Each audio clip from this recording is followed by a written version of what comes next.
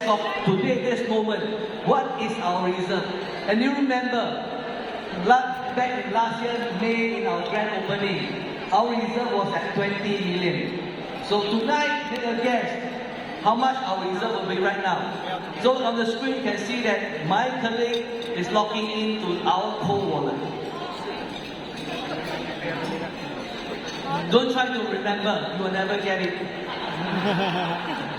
I know some of you guys is trying to remember, right? Don't do that. So I like to draw your attention to the top left corner. This is a cold wallet called Trezon. Ayan ang pool reserve ng Procoop. Actual reserve. Ayan wallet. 100 million. 10 million na punta rito.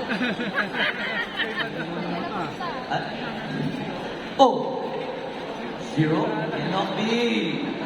Woo! Zero reserve. And slowly, give us some time. Anybody want to make a guess what will be the final number? Oh! Higher. Ladies and gentlemen, as of now, this moment, our reserve is more than 31 million US dollars. Oh! I think we are not very happy about it, but 31 million just after 1 year. Ayan ang reserve ng Procoop. Okay, so in order to prove that this cold wallet belongs to the company, I will ask my colleague to make some changes. Okay, let's say now, PC1. I want him to change to ProCap 1. Wala.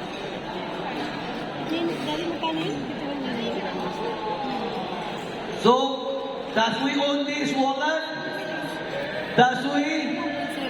Love, lots of wallet. Okay, ProCap PC2, please change to ProCap 2.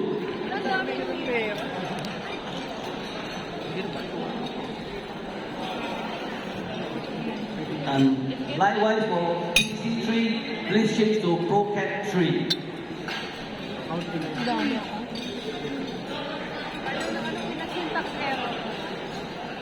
And we do the last one, PC4, let's change to ProCap 4.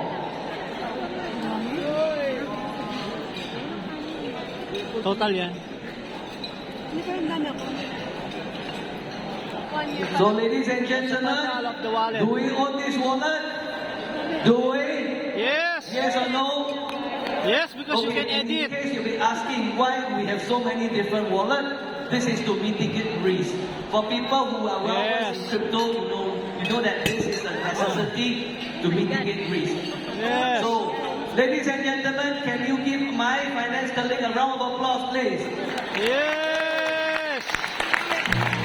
Thank you. 31 million, fun.